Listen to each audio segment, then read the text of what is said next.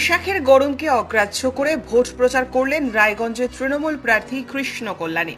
এই গরমে নির্বাচনী প্রচার করতে সমস্যায় পড়ছেন প্রার্থীরা, কিন্তু তাই বলে কি করা যাবে? ভোট যে বড় বালাই। নির্বাচন হয় 5 বছর অন্তর অন্তর। প্রার্থীদের কাছে এই সময়টা অনেকটা গুরুত্বপূর্ণ।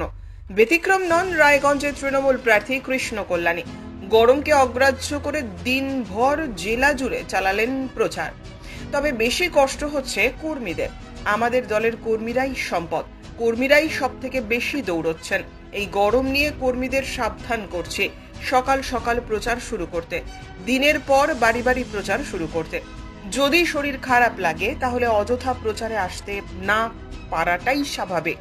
শরীর খারাপ থাকলে চিকিৎসকদের পরামর্শ নিতে বলেছে, কারণ কর্মীরা থাকলেই আমরা থাকব, জানালেন রায়গঞ্জের তৃণমূল প্রার্থী।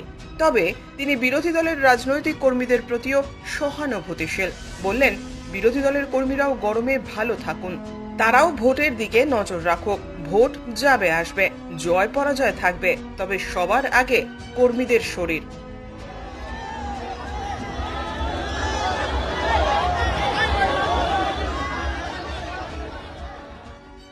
ব্যুরো রিপোর্ট, উত্তরের প্রহরী।